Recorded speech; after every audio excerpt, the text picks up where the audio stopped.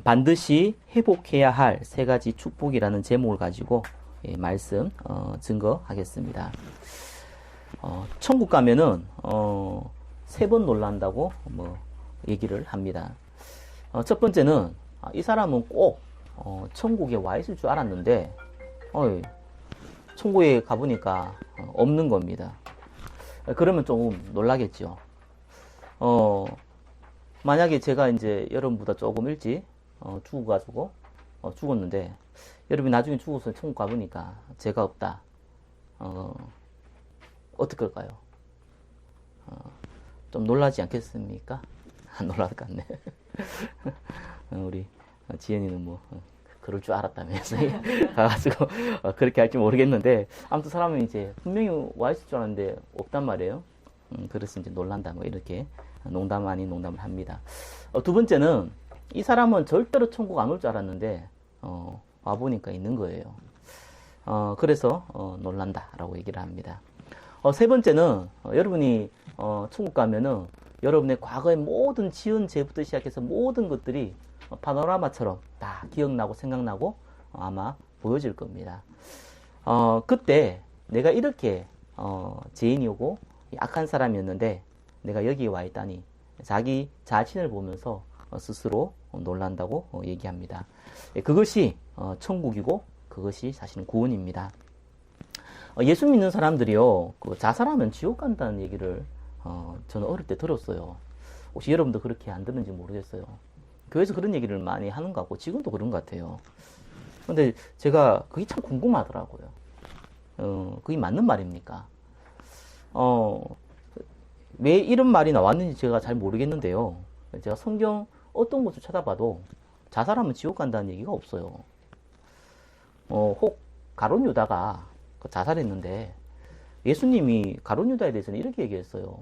태어나지 않았기 좋을 뻔했다. 사실 가룟 유다는 예수님 안 믿었거든요. 그래서 죄책감 가지고 있다가 자살을 한 겁니다. 자살에 지옥 간 게 아니라 예수님 안 믿어 지옥 간 거거든요. 일단 자살을 하면 지옥 갑니까? 라는 그 질문은요, 그 질문 자체가 사실은 틀렸어요. 왜냐하면은 구원의 기준은 자살이 아니거든요. 구원의 기준이 뭡니까? 예수님 믿고 영접하는 것이 구원의 기준이에요. 십자가와 부활을 믿고 그분을 내 안에 주인으로 모시는 거 보고 구원이라고 합니다. 영접할 때요, 하나님의 자녀가 돼요. 근데 하나님의 자녀가 되면은 이거는 절대로 안 바뀝니다. 누구는 묻더라고요. 내가 이렇게 예수 믿고도 이런 짓을 했는데 내 구원이 혹시 바뀌지 않을까? 혹시 하나님 나 벌하지 않을까? 라고 생각을 합니다. 아니, 정상적인 부모라도 자기 자녀가 나쁜 짓 한다고 가서 찔러 죽이고 그런 부모 없습니다. 하물며 만왕의 왕이신 하나님께서 저와 여러분을 구원시키면은 영원한 구원이 임하는 겁니다. 로마서 8장 38절 39절에 보니까 그 어떤 것도 우리를 사랑하는 이에서 끊을 수 없다 그랬거든요. 그래서요, 자살은 구원의 기준이 아니에요. 그래서 이 자살이 구원받은 사람을 구원을 취소되게 만들지 않는다는 거예요. 아니 그러면은 자살해도 구원받습니까? 또 이렇게 누가 질문을 하더라고요. 쉽게 말할 수 있는 부분이 아니지만 일단은 그 질문 자체가요, 틀린 질문입니다. 이렇게 질문할 수 있겠죠. 구원받은 사람이라면 자살할 수 있겠습니까? 이런 질문을 할 수는 있겠죠. 그건 신학적으로 여러 가지 해석될 부분이지만 분명한 건 구원하고는 자살하고는 사실은 아무런 관련이 없습니다. 제가 이제 이 얘기를 한 이유가 실제로 현장에는 이런 일이 벌어져서 그래요. 최근에 이제 동성애 때문에 많은 이제 사회 이슈가 돼서 기독교 단체에서 동성애 관련된 다큐멘터리 하나 만들었어요. 그래서 이제 아직 발표가 안 됐는데 이제 몇몇 사람들한테 전달이 되더라고요. 저한테도 왔는데 저도 이제 여러분한테 보내드리겠지만 다큐멘터리 내용이 거기에 이제 이호나 목사라는 사람이 나와요. 이호나라는 사람이 누구냐 하면은 원래 동성 연애자였어요. 게이였는데 이 사람이 이제 예수 믿고 이제 자기가 치유받은 거예요. 그래서 동성 연애는 타고 태어났을부터 생긴 것이 아니라 영적 문제라는 것을 본인 스스로 얘기하고 이분이 목사가 되어서 지금 이 동성연애 때문에 고통당하고 있는 사람들을 살리기 위해서 수고하는 목사예요. 근데 이제 이분이 이제 질문을 많이 듣는다는 거예요. 무슨 질문을 듣냐면은 자기 자녀가 동성연애자인데 이것이 너무 괴로워서 자살한 이제 그 친구들이 있는데 그 부모들이 이제 이분한테 묻는 거예요. 우리 아들이 예수 믿는데 자살했다는 거예요. 동성연애 때문에 자살했다는 거예요. 근데 천국 갔겠냐 안 갔겠냐 이것을 막 항상 울면서 묻는다는 겁니다. 예, 그래서 사실은 참 이런 부분들이 그에 대한 답을 뭐 다큐멘터리에서 나와 있지는 않아요. 저도 답을 여러분한테 얘기해 줄 수 있는 건 아니에요. 근데 분명한 거는 구원과 자살은 상관이 없어요.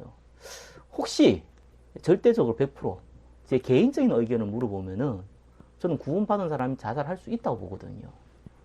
그럼 왜 그러냐면 절대로 제 의견입니다. 공식적인 의견이 아니고 제 개인적인 의견이에요. 그 자기를 죽이는 거 보고 자살이라고 그러지만 다른 사람을 죽이는 거 보고 살인이라고 그러거든요. 예수 믿는 사람들이 살인할 수 있잖아요. 순간적으로 해서 실수할 수 있거든요. 사단이 잡혀서. 자살도 마찬가지로 저는 보거든요. 근데 제가 이 자살을 하느냐 안 하느냐 구원과 관련있냐 안 하느냐 자, 이 부분은 일단 두 번째 치고요. 만약에 사람이 이렇게 자살을 할 생각을 하고 있고 또 그런 상태에 있다면은 사실은 그 사람이 구원을 받았건 안 받았건 간에 그 사람의 영적 상태는 사실은 심각한 상황입니다. 천국은 일단 죽은 이후잖아요. 이 땅에 지금 살고 있을 때 저와 여러분들이 잘 생각해 봐야 되거든요. 영적 상태는 심각한 거예요.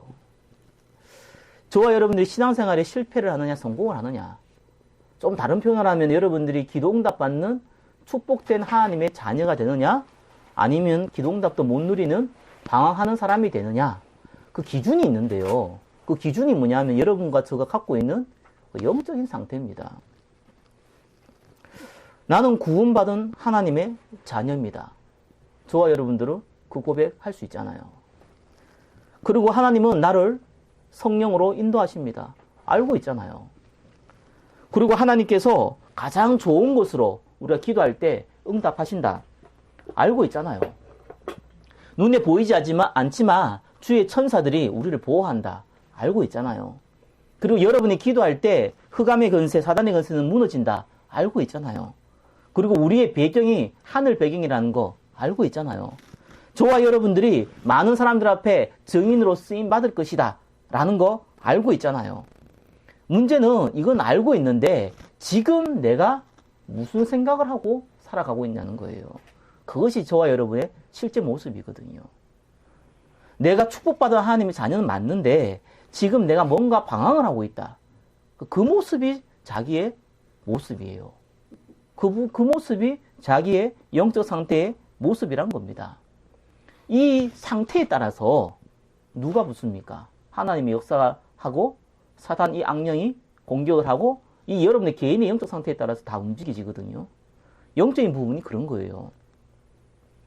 그래서 중요한 것은요. 저와 여러분들이 개인의 영적 상태를 확인을 해야 돼요. 우리가 돈을 많이 벌었다 적게 벌었다 내가 조금 뭐 일이 잘 된다 안 된다 이건 떠나가지고요.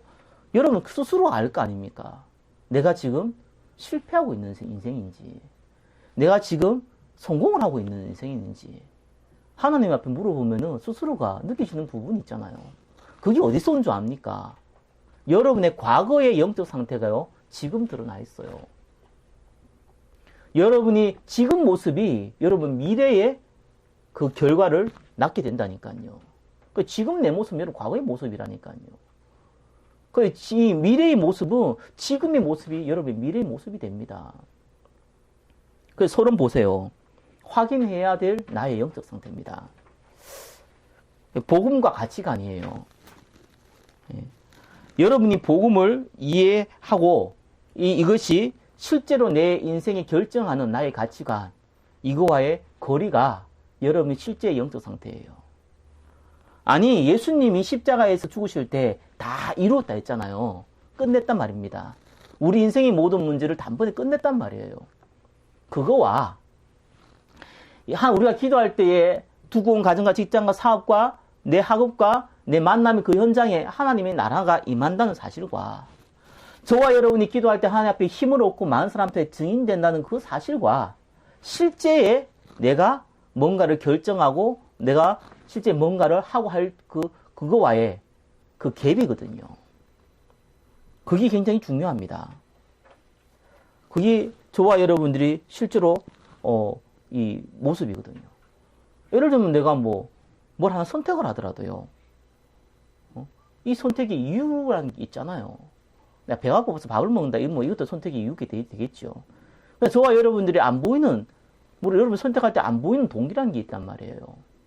그게 복음을 위해서냐, 내 욕심을 위해서냐. 그게 저와 여러분의 실제 영적 상태거든요. 그래서 오래되었지만 중요한 고전적인 책이 있죠. 제목 자체만 해도 이미 모든 그 책 내용을 알려주는 책 제목이 예수님이라면 어떻게 하실까?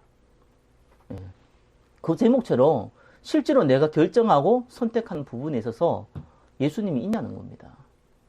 복음이라는 게 있냐는 거예요. 전도와 선교라는 부분이 연결되어 있냐는 겁니다. 그게 내 실제의 영적 상태예요. 그러면 한번 보세요. 그게 여러분의 미래를 결정한다니까요. 지금 여러분의 모습을 보시라니까요. 과거의 선택에 따라서 지금 내가 와 있다니까요. 육신적인 것도 그런데 한번 영적인 것 당연히 따라오거든요. 그래서 2번 한번 보십시오.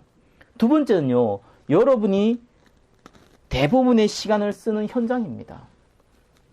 그리고 내가 하나님 앞에 주어진 사명 전도입니다. 그거와의 거리거든요. 내가 사람을 만나서 전도한다 이런 얘기가 아니에요. 내가 어딜 가든지 간에 우리는 사람과의 관계를 맺고 살고 있잖아요. 그렇죠? 그리고 저와 여러분들은 알게 모르게 그걸 통해서 경제도 벌어요. 그리고 여러 가지 연결고리를 만들어놔요. 그것이 전도와 선교를 위해서 쓰임받는 것이냐, 먹고 살기 위해서 쓰임받는 것이냐, 그게 저와 여러분의 실제 영적 상태예요. 그걸 아셔야 되는 겁니다. 만약 이게 없으면 어떻게 됩니까? 여러분 직업이요. 돈 벌기 위한 수단밖에 안 돼요. 나이가 들면 들수록요. 처음에는 이거 가지고 내 꿈을 펼친다, 이상을 펼친다 그러는데 가만히 보면요. 나만의 우상을 만들어가는 거예요. 그 이상도 그 이하도 아니에요. 제가 엔지니어였거든요. 그래서 예술 분야 하는 사람도 그렇고 엔지니어도 그렇고요. 뭐가 있냐면 곤조라는 게 있어요. 곤조 일본 말이죠. 아무튼 이런 게 있어요. 그게 이제 나만의 것 이런 게 있단 말이에요. 결국은 그게 뭡니까? 자기 자신을 높이는 거잖아요. 그게 이제 우상이 돼버리는 겁니다. 그래서 어쩌라는 겁니까? 내가 최고의 작품을 만들었다. 내가 최고로 돈 많이 벌었다. 그거 뭐 어쩌라는 겁니까?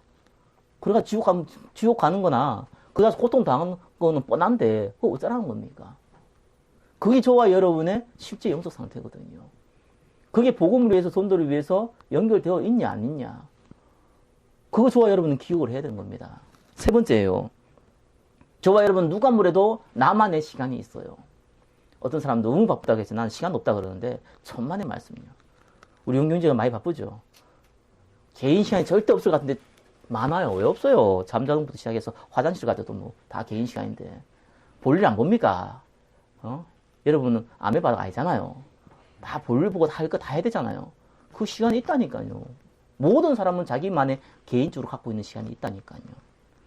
그 시간대에 여러분이 하는 행동과 생각과 취미생활을 보라니까요. 그게 여러분의 영적 상태예요.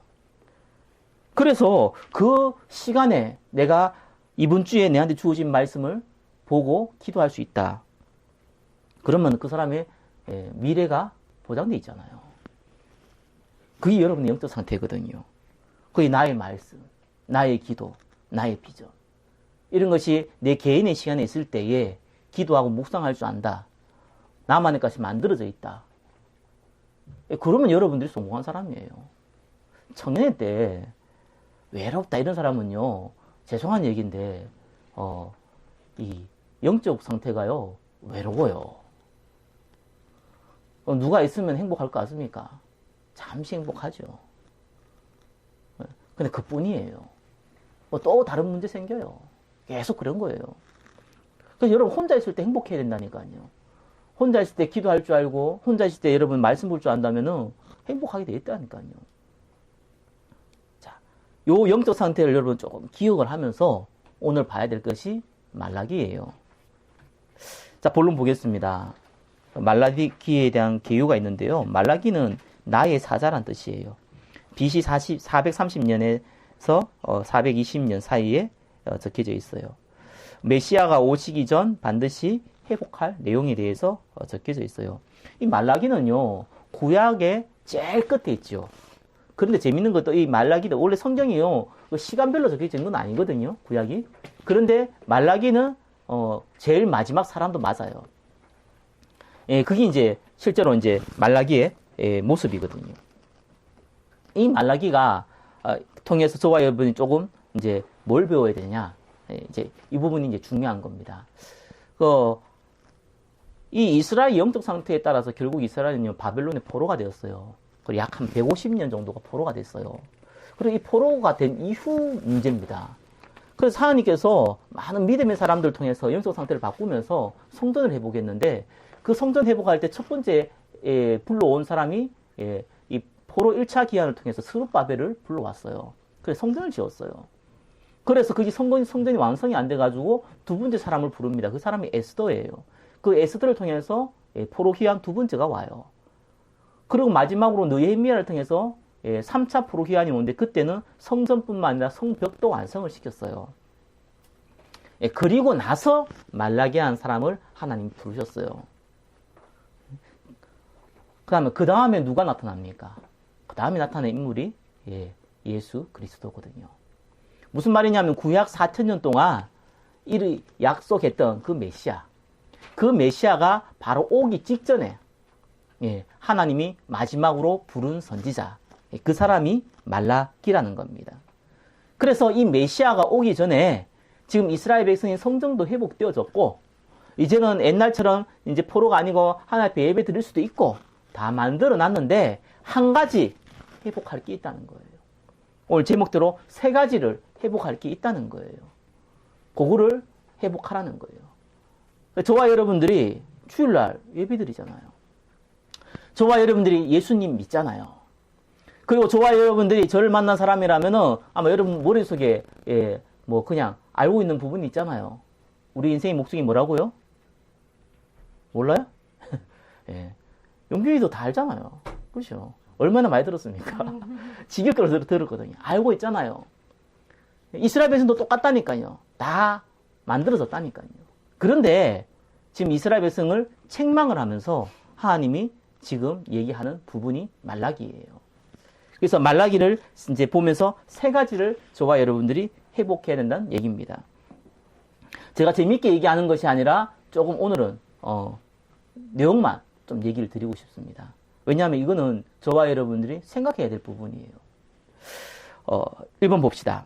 하나님께서 말라기를 통해 올바른 예배를 명령하셨습니다. 예배 중심의 인생이 되어야 합니다. 여기 1번이에요. 바벨론의 포로가 돼서 지금 150년이 지났는데요. 그래서 예배를 드리고 있는데 하나님이 뭐라 그랬냐면은, 나는 너희를 사랑하는데 너희는 나의 사랑을 버렸다는 거예요.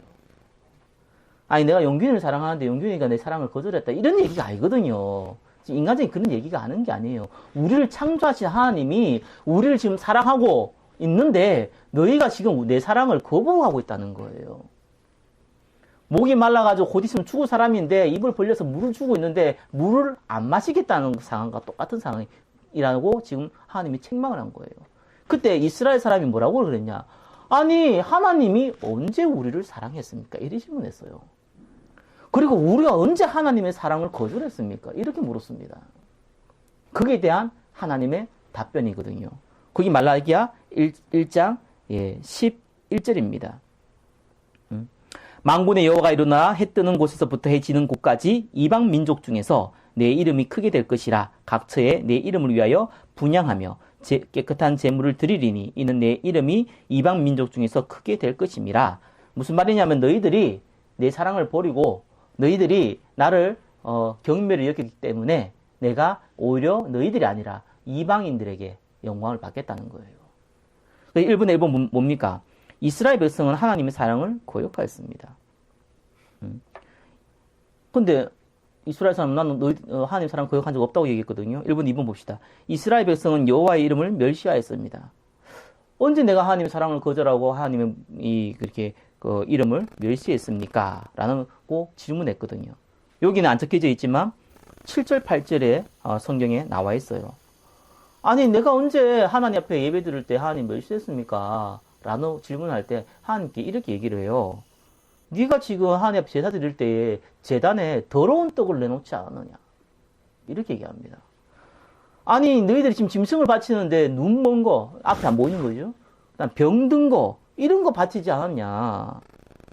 만약에 너희들이 총독한테, 아직까지 바벨론 포로가 돼 있으니까 총독한테 이렇게 선물을 하는데 짐승을 주는데 짐승도 어디 병든 거, 곧 쓰러지려고 그런 거 이런 거 주면은 받겠냐? 그렇기 때문에 너희들 나를 멸시했지 않았냐? 이렇게 얘기하는 겁니다. 무슨 말이냐면요. 그때 당시에 예배를 드릴 때 꼭 짐승을 가지고 가요. 떡도 가지고 가요. 근데 하나님 나타나가지고 맛있네 하도 먹습니까? 안 먹잖아요. 그렇죠? 아니 짐승 가져오면 짐승이 각을 떠가지고 피를 뿌려가지고 태우거든요. 그렇잖아요. 누가 봅니까? 걔가 눈 먼 것인지 아니 암이 걸린 짐승인지 병든 것인지 바로 잡아 죽이는데 누가 합니까? 그러니까 그냥 눈 가리고 아웅인 거예요. 해야 되니까. 저와 여러분도 똑같은 상황이거든요. 아니 하나님 내가 주일날 예배도 드렸고 헌금도 했고 내가 언제 하나님 예배를 멸시했습니까? 예배의 형식은 있지만 사모하는 마음이 없지 않느냐? 하나님의 음성을 들으시기 바랍니다. 네가 예배를 사모하느냐? 네가 하나님 앞에 예배 드리러 온 거냐? 아니면 예배 드리기야 되기 때문에 온 거냐? 지금 이 질문이에요. 말씀은 듣는데 생각은 딴 데가 있지 않냐? 기도는 하지만 자기 욕심 채우는 거 아니냐? 주일날 예배 드리지만 나머지 6일은 하나님과 상관없는 인생이지 않느냐? 지금 이 질문을 하나님이 저와 여러분한테 던지는 거거든요.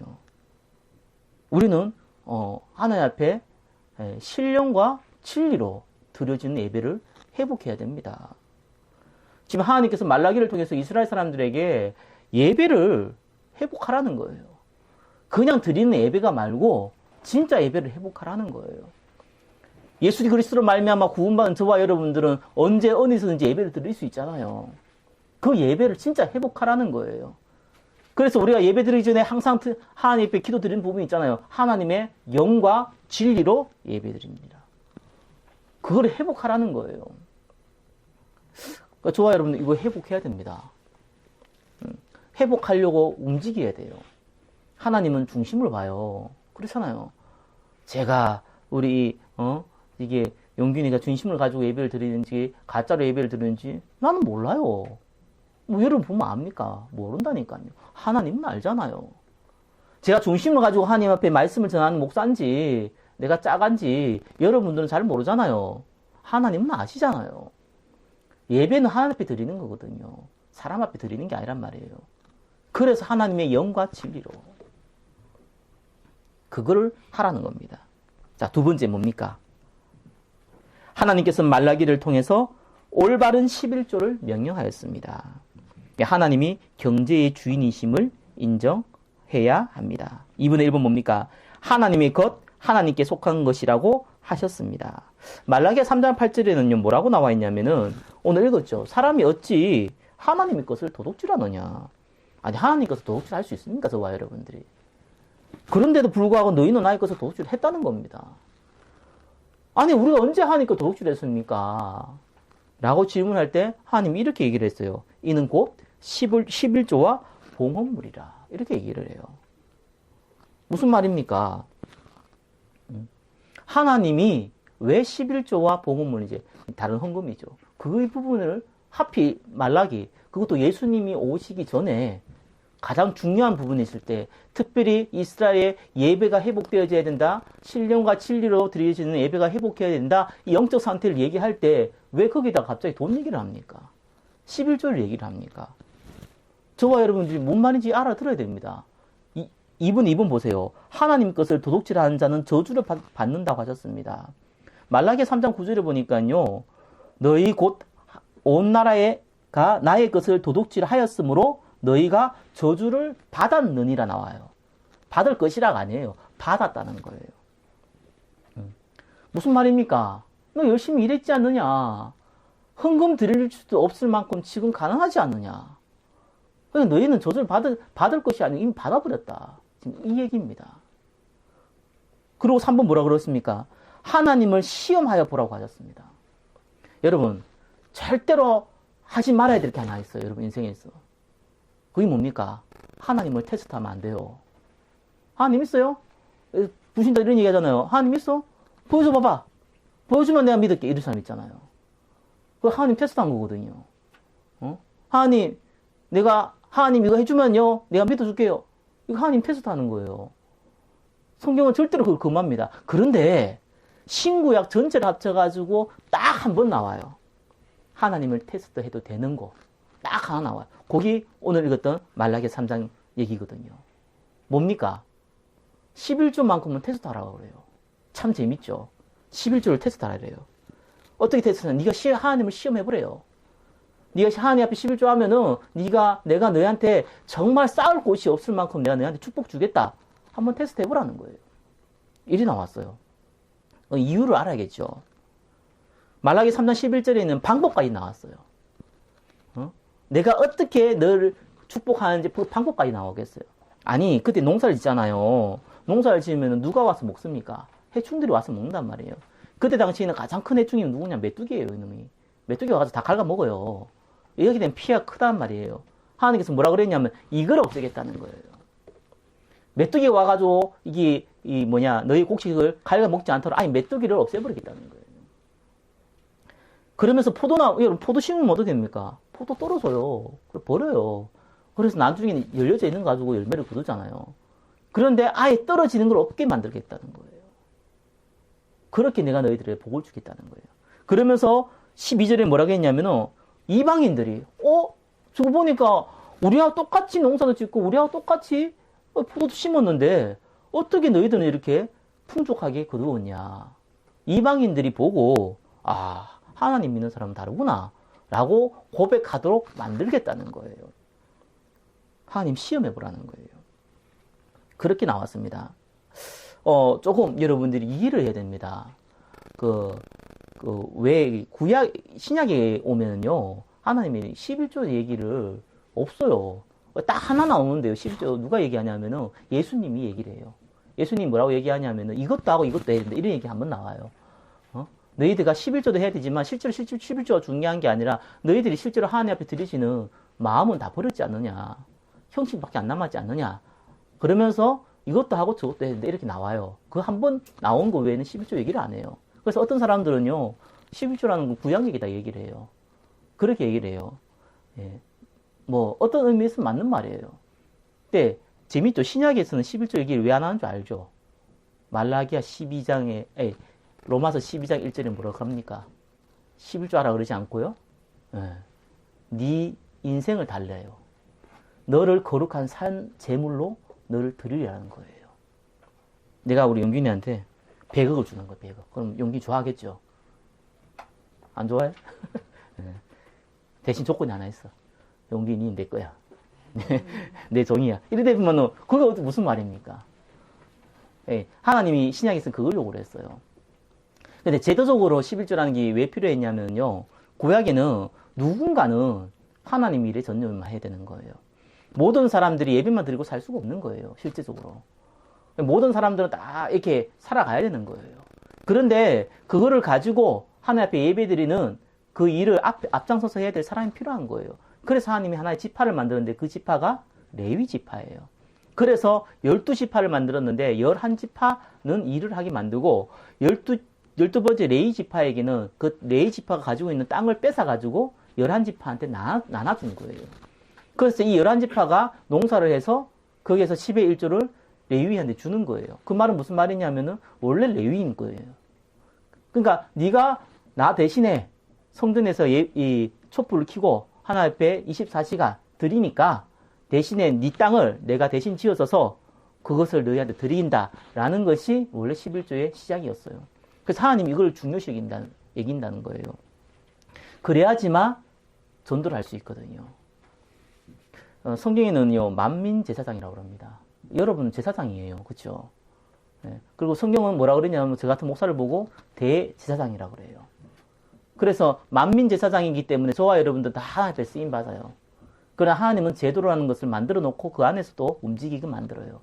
예, 그런 의미가 있어요. 예, 그 이상을 넘어서서 저와 여러분들은 사실은 경제의 주인이 하나님이세요. 그래서 이 부분이 중요하다는 거예요. 이걸 회복하라는 거예요.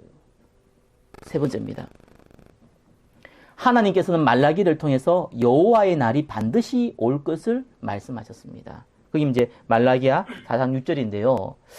그 갈라디아서 6장 8절에 보면 이래 나옵니다. 자기 육체를 위하여 심는 자는 육체로부터 썩어질 것을 거두고 성령을 위하여 심는 자는 성령으로부터 영생을 거두리라. 이래 나옵니다. 3분의 1번 뭡니까? 교만한 자, 악행 자를 지푸라기 같이 불사르겠다고 하셨습니다. 내 이름을 경외한 자에게는 치료의 강선을 보이신다고 하셨습니다. 정한 날에 악인을 죄와 같이 밟으리라고 하셨습니다. 저와 여러분들은 반드시 심은 다음에 그 열매를 거두게 되어 있습니다. 영적인 것을 심으면은 그걸 통해서 생명을 얻습니다. 여러분 육신을 위해 심으면은 육신을 위하여 썩은 것을 거둡니다. 분명히 열매는 옵니다. 그 날이 옵니다. 여러분이 개인적으로 죽을 개인 종말도 옵니다. 예수님이 재림할 재림 종말도 옵니다. 그러나 저와 여러분들이 이 땅에 살아갈 동안 복음 위하여 살 때에는 하나님 나라가 임하는 날이 옵니다. 그와 상관이 없이 살아갈 때는 하나님이 많은 사람들에게 부끄러움 당하도록 만드는 그 날이 또 옵니다. 그래서 와요. 그래서 그 날이 와요. 여러분 죽음도 오지만 여러분들이 영을 위하여 심으면 그것을 열매를 거둘 날이 와요. 여러분 육신을 위하여 심으면 육신을 위해서 썩어질 것을 거두는 그 날이 와요. 오늘 우리 집사람 저게 외사촌인가요? 이제 돌아가셨는데 이제 이렇게 저는 못 가고 아마 갔다 왔는데 제가 이렇게 얘기를 좀 들었어요. 이제 나이가 많지가 않아요. 돌아가셨다가 표현이 좀 이상한데 40대라 그러더라고요. 나이가 많지 않은데 돌아가셨다 하더라고요. 근데 이제 이분이 제가 예전에 한번 딱 본 얼굴은 잘 기억 안 나는데 한번 간 기억이 있어요. 이제 뭡니까 중국집을 하세요. 쌍 먹고 이렇게 기억이 있어가지고 잠깐 기억나는데 몰랐는데 꽤 돈을 많이 벌었는가 봐요. 건물도 자기 거고 이렇게 많이 벌었는 거예요. 이제는 놀러 가고 이제 쉬면 될 만큼 40대에 그 정도로 자기 평생에 이제 일 안 해도 될 만큼 벌었으면 많이 벌은 거 아니겠습니까? 딱 벌어놨는데 암 걸렸어요. 암 걸려서 우리 저게 처제 통해가지고 예수 믿고 얼마 있다가 이번 지난주에 이제 돌아가셨어요. 죽었어요. 예. 이렇게 사람들은요 오래 섰습니다. 그날 와요. 성경 뭐라고 합니까? 육신 위하여 심는 자는 육신으로부터 썩어질 것을 거둔대요. 안 거두는 게 아니에요. 거둔다니까요. 근데 문제는 썩어질 걸 거둬요.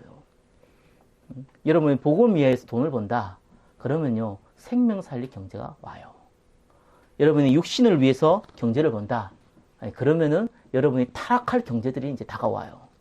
돈 많이 버는 것도 좋은 거 아니라니까요. 복음을 위한 경제를 벌면요 많은 생명을 살릴 수 있지만요 이 세상의 경제를 벌면요 그거 가지고 여러분을 스스로를 망치고 가정을 망치고 미래를 망치는 것이 경제예요. 결론 맺겠습니다. 3가지 딱 기억하십시오. 자, 그러면 어떻게 하면 되겠습니까? 저와 여러분들은 반드시 영적 상태 회복해야 되거든요.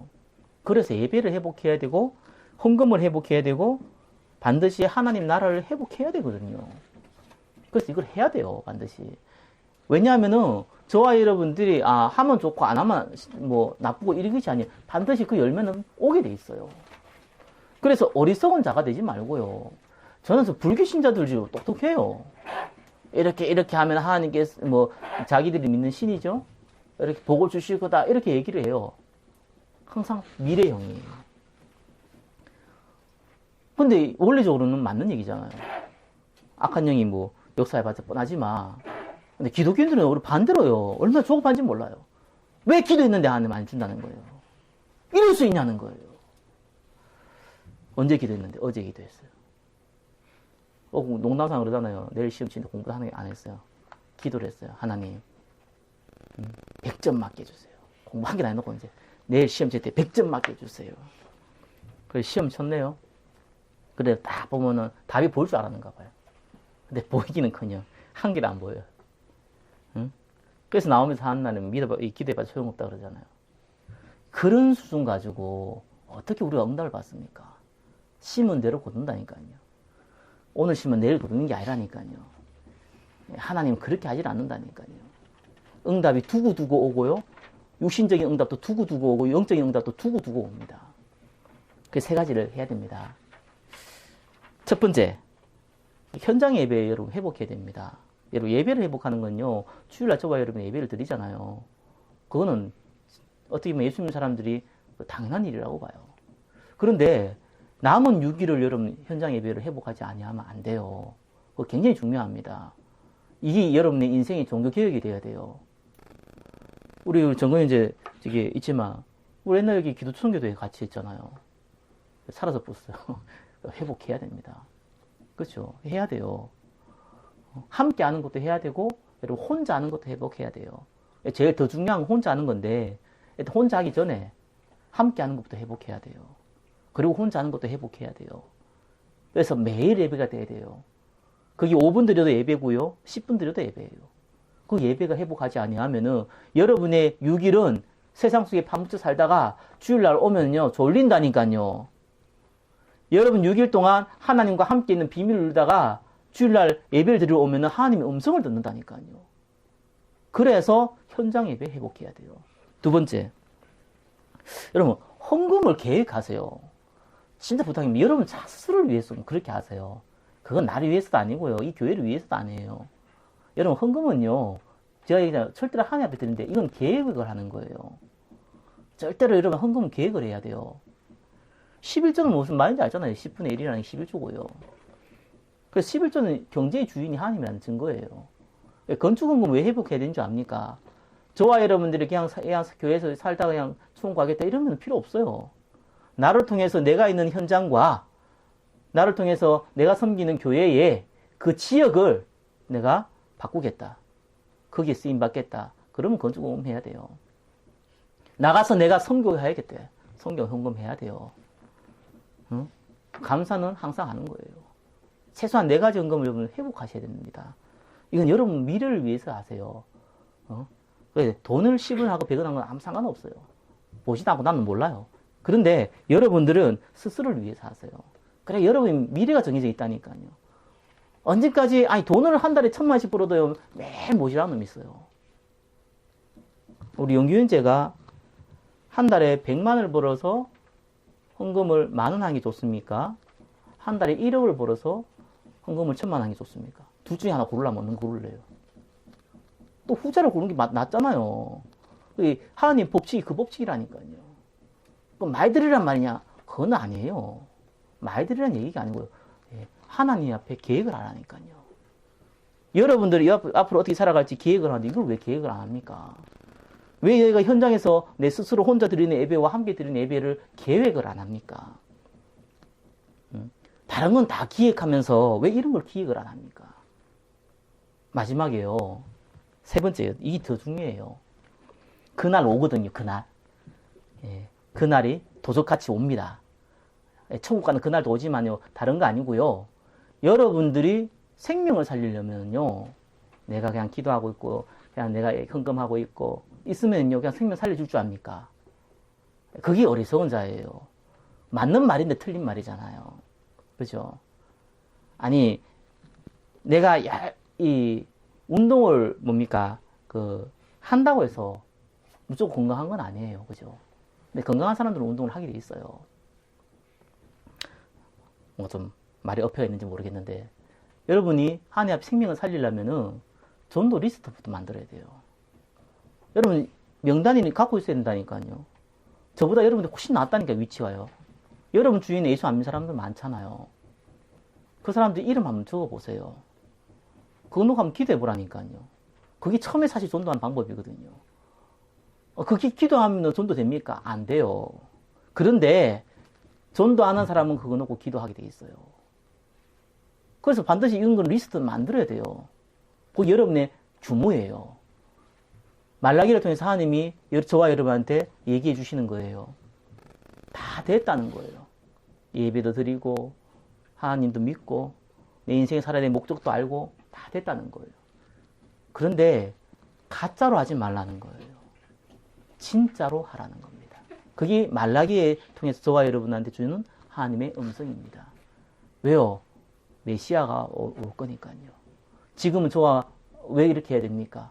하나님이 진짜로 저와 여러분을 통해서 역사할 거니까요. 믿으시기 바랍니다. 기도하겠습니다. 반드시 회복해야 될 세 가지 축복이라는 제목을 가지고 말씀을 받았습니다. 하나님께서 우리에게 응답하셔서 예배가 회복되게 하시고 헌금이 회복되게 하시고 또한 현장이 회복되어질 수 있도록 축복하여 주옵소서. 살아계신 예수 그리스도 이름으로 기도드립니다. 아멘.